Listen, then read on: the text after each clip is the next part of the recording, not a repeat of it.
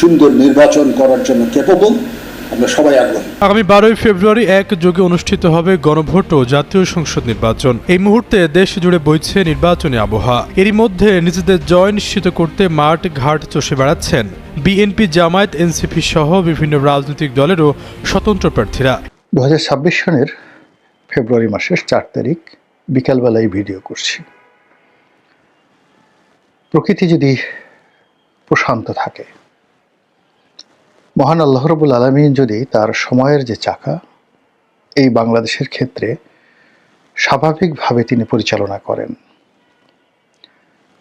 কোনো রকম দুর্ঘটনা না ঘটে, মানুষ যে আশঙ্কা করছে সে আশঙ্কার কোনো কিছু যদি না হয়, তাহলে ফেব্রুয়ারি মাসে 12 তারিখ মানে আজ থেকে মাত্র 7 দিন পর দেশে একটা সংসদ নির্বাচন অনুষ্ঠিত হতে যাচ্ছে। ত্রয়োদশ জাতীয় সংসদ নির্বাচন। অদ্ভুত জটিল একটি নির্বাচন।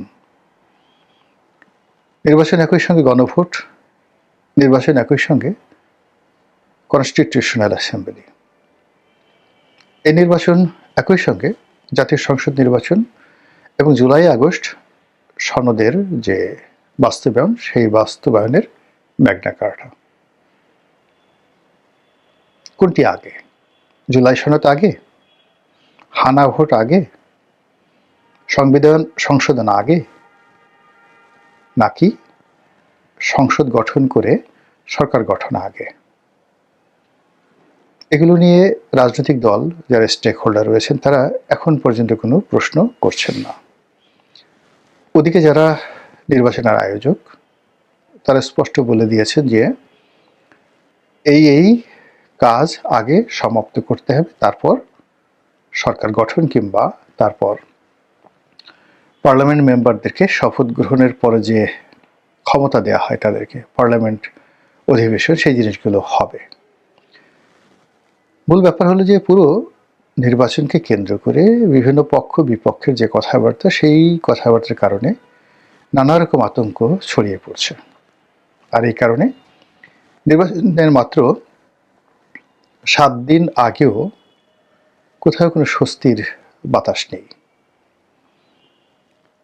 আজকে যখন এই ভিডিওটি করছি তখন জনাব তারেক রহমান সাহেব খুলনাতে নয়, মানে বরিশালে তিনি তার সমাবেশ করলেন।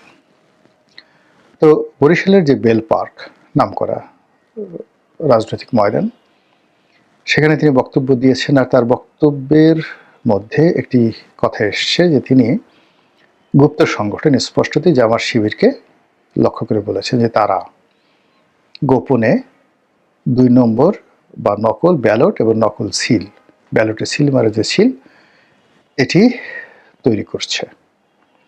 তাহলে বোঝার চেষ্টা করুন যে বিএনপি নির্বাচন নিয়ে কি চিন্তা করছে, কি আতঙ্ক তার মধ্যে কাজ করছে।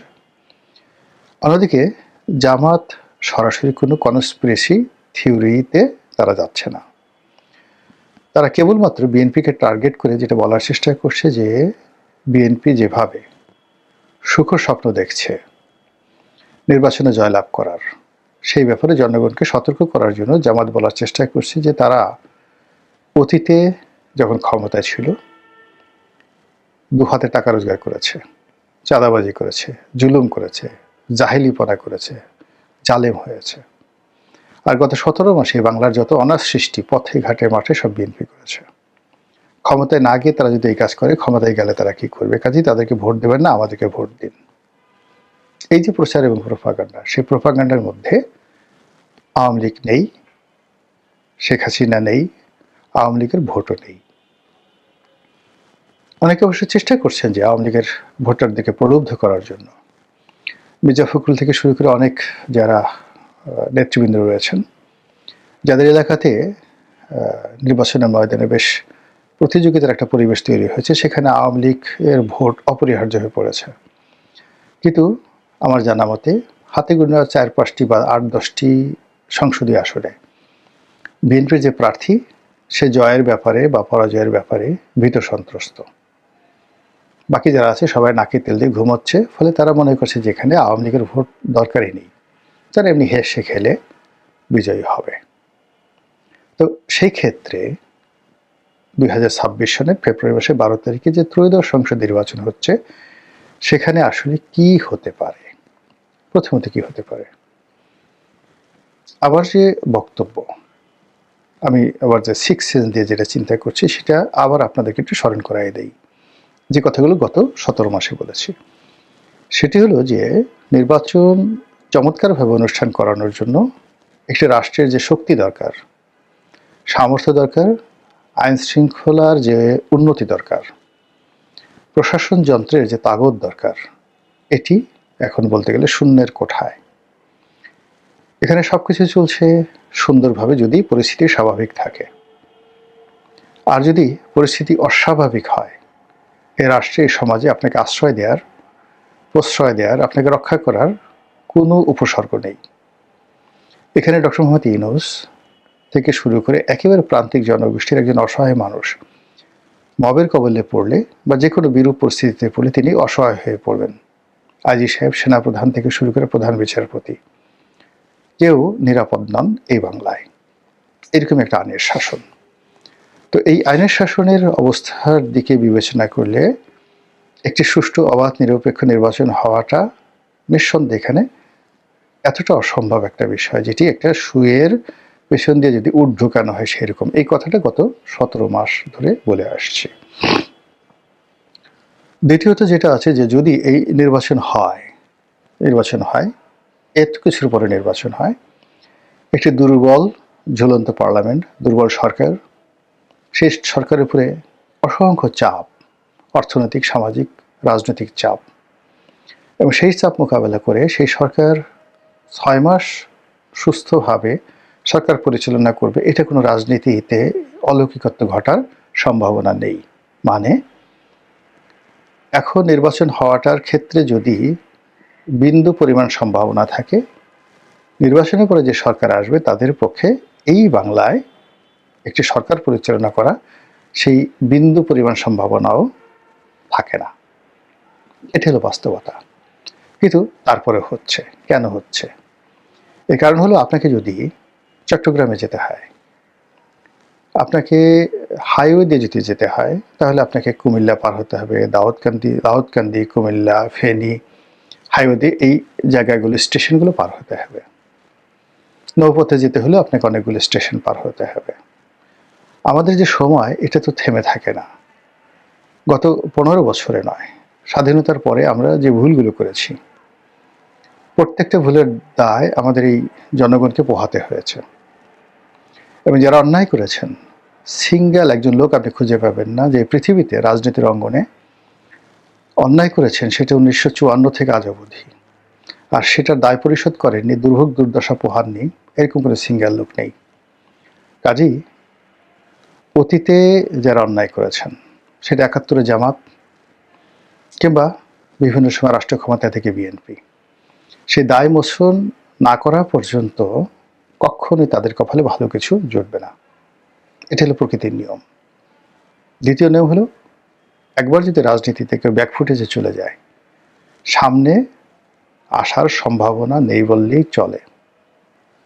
সব জিনিস পুনরায় রিবিল্ড করা যায়, কিন্তু রাজনীতির ক্যারিয়ারে রিবিল্ড করা যায় না। কখনো কখনো পিপিলিকার পাখা হয় মরিবার তরে, কখনো কখনো কিছু কিছু পিপিলিকা বের হয়ে আসে গর্ত থেকে, পাখা গজায় মূলত মানে আবার জ্বলে পড়ে অঙ্গার হওয়ার জন্য। রাজনীতির ময়দানে যখন অস্বাভাবিক কোনো কিছু ঘটে, একেবারে যেটিকে বলা হয় উত্তপ্ত কোনো কিছু ঘটনা ঘটে, তখন অনেকগুলো মানুষ, সুযোগ সন্ধানী মানুষ সামনে এগিয়ে আসে। অতীতের যারা পাপি তাপি তারাও সামনে চলে আসে, মনে করে যে আমরা কোনো অন্যায় করিনি, অন্যায় যদি করতাম তাহলে লোকজন এত তালি দিচ্ছে কেন। এই মানুষগুলো বের হয়ে আসে। আসার পর যখন এই উত্তপ্ত অবস্থা থাকে না, মুহূর্তের মধ্যে সবকিছু কুল হয়ে যায়, সঙ্গে সঙ্গে এই সমাজ, রাষ্ট্র, দেশ, কাল তাদেরকে একেবারে টুটি চেপে ধরে, ফলে সমাজ একেবারে ক্লিন হয়ে যায়, আর নতুন একটি সমাজ গড়ে ওঠে। এটাই মহাকালের ইতিহাস। আমরা সম্ভবত শেখ হাসিনার পতনের ফলে আওয়ামী লীগের দুর্বৃত্তদেরকে হারিয়েছি। এর বাইরে অন্য যারা দুর্বৃত্ত ছিল, যারা দুর্ভোগ দুর্দশা ভোগ করেছেন বিভিন্ন সময়, আল্লাহ তাদেরকে সুযোগ দিয়েছিলেন তওবা করার, ভালো হওয়ার। তারা কতটুকু তওবা করেছেন, কতটুকু ভালো হয়েছেন, গত 17 মাসে আপনারা হাড়ে হাড়ে টের পেয়েছেন। যাদেরকে আমরা মজলুম মনে করতাম, তারা যে জালেম হলে কত বড় জালেম হতে পারে, গত 17 মাসে আমরা সেটা দেখেছি। কাজেই এক্ষেত্রে প্রকৃতির যে নিয়ম, সেই নিয়ম হলো সময়ের বিবর্তনে এই যে নতুন যারা জালেম হিসাবে দেখা দিয়েছে, নতুন যারা অত্যাচারী হিসাবে অভিষিক্ত হয়েছে, তাদেরকে আরেকটি প্রাকৃতিক শিক্ষা দেওয়ার জন্য প্রকৃতি প্রস্তুত হয়ে আছে।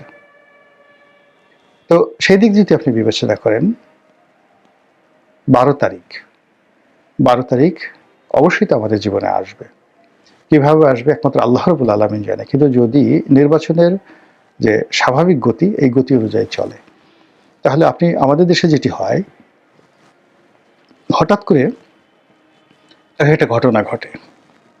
যেমন আমাদের দেশে আবু সাইদের হত্যাকাণ্ড, মুগ্ধর হত্যাকাণ্ড, হাদি হত্যাকাণ্ড পুরো জাতিকে নাড়িয়ে দিয়েছিল 24 ঘন্টা থেকে 48 ঘন্টার মধ্যে। এরকম অদ্ভুত, অস্বাভাবিক, নির্মম, নিষ্ঠুর কোনো ঘটনা যদি পুরো জাতিকে নাড়িয়ে না দেয়, তাহলে 12 তারিখের পথে যেতে আমাদের কোনো পথে বাধা আসবে না। আমরা এমন একটা জাতি, আমরা ক্রাইসিস ম্যানেজমেন্ট করতে পারি না। ফলে কোনো সমস্যা আসার সঙ্গে সঙ্গে আমরা সেটার সঙ্গে আত্মসমর্পণ করি, কমপ্লাই করি। যারা অতীতের শাসক, তারা সবাই ক্ষমতা ছাড়ার পূর্ব মুহূর্তে বড় বড় কথা বলেছেন। এরশাদ সাহেব বলেছেন, বেগম জিয়া বলেছেন, তারেক রহমান সাহেব বলেছেন, শেখ হাসিনা বলেছেন, এভরিবডি, ময়নু আহমেদ বলেছেন। কিন্তু ক্ষমতা যখন ছেড়ে দিয়েছেন, তাদের আর কাউকে পাওয়া যায় নাই, বড় কথা বলা যায় না। একমাত্র শেখ হাসিনা দেশের বাইরে আছেন, বড় বড় কথা বলছেন। বাংলাদেশে থাকলে কিভাবে কথা বলতেন, এটা দেখার বিষয়। এনিওয়ে, এখন যেটা হচ্ছে যে যদি সবকিছু স্বাভাবিকভাবে থাকে, তাহলে 12 তারিখ একটি নির্বাচন হবে। সেই নির্বাচন উৎসববিহীন। এর কারণ হলো 12 তারিখ পর্যন্ত যদি শান্তিপূর্ণভাবে যাওয়া যায়, 12 তারিখে কোনো অশান্তি হওয়ার সম্ভাবনা থাকবে না। এখন যদি সত্যভাবে সবকিছু আমরা গ্রহণ করি যে কয় % ভোট আসছে, যারা যত ভোট পেয়েছে, এটা সঠিকভাবে ঘোষণা করার চেষ্টা করি, কম আসলে কম, বেশি আসলে বেশি, সৎ থাকার চেষ্টা করি, আশা করি সমস্যা হবে না। কিন্তু যদি ম্যানিপুলেট করার চেষ্টা করা হয়, 5%কে বাড়িয়ে 50% করার চেষ্টা করা হয়, কোনো প্রার্থী যদি এখানে ভোট ম্যানিপুলেশন করার চেষ্টা করেন, বা সামগ্রিকভাবে সেন্ট্রাল কোনো বিধি ব্যবস্থার মাধ্যমে ভোট ম্যানিপুলেশন করার চেষ্টা করা হয়, তাহলে নির্বাচনের দিন সারা বাংলাদেশ অশান্ত হয়ে পড়বে এবং এটি নিয়ন্ত্রণ করা যাবে না। এটি হাদি হত্যাকাণ্ডের মতো যে একটা সেন্টিমেন্ট তৈরি করেছিল, আগুন তৈরি করে দিয়েছিল সারা বাংলায়, ওরকম একটা আগুন তৈরি হয়ে যাবে নির্বাচনের দিন, যদি বললাম। কিন্তু যদি সঠিক পথে থাকে, এটা বাঙালি সাধারণত শান্তিপ্রিয়, তারা এই কাজে যাবে না। 13 তারিখ 12 তারিখ রাতে নর্মালি যেটা হচ্ছে, 12 তারিখ রাত পর্যন্ত সবাই অপেক্ষা করবে, 13 তারিখ সকাল পর্যন্ত মানুষ অপেক্ষা করবে না। ভোটের ফলাফল যদি দিয়ে দেওয়া হয়, যারা বিজয়ী হবে তারা বিজয় মিছিল করবে, তাদের বিজয় মিছিল বন্ধ করা যাবে না। আর যারা পরাজিত হবে তাদেরকে পালাতে হবে, বড় কথা বলতে পারবে না। এর কারণ হলো যে 13 তারিখে এই বাংলায় পরাজিতদেরকে আশ্রয় দেওয়ার, প্রশ্রয় দেওয়ার কোনো লোক থাকবে না। No one can do it. এবং গত 17 মাসের যে কর্মকাণ্ড, পরস্পরের প্রতি ক্ষোভ, ক্লেদ, ক্রোধ যা জমা হয়েছে, 13 তারিখে বিজয়ী পক্ষ তার প্রতিপক্ষের উপর সেগুলো ঢালার চেষ্টা করবে, যদি না এখানে আল্লাহ বিশেষ ব্যবস্থা না নেন। দ্বিতীয়ত যে বিষয়টি 13 তারিখে আশঙ্কা করা হচ্ছে, যে কোনো কারণে যদি টেকনিক্যাল কারণে ভোটের যে ফলাফল, এই ফলাফল ঘোষণা করতে দেরি হয়, ডক্টর মোহাম্মদ ইউনূসের সরকার যদি কোনো সিদ্ধান্ত দিতে গড়িমসি করেন, ইলেকশন কমিশন যদি তার সেই আয়রনম্যানশিপ না দেখান, সেনাপ্রধান যদি তার যে ক্ষমতা রয়েছে সেই ক্ষমতা প্রদর্শন না করেন, তাহলে 13 তারিখে যে কি হবে একমাত্র আল্লাহ ছাড়া আর কেউ বলতে পারে না।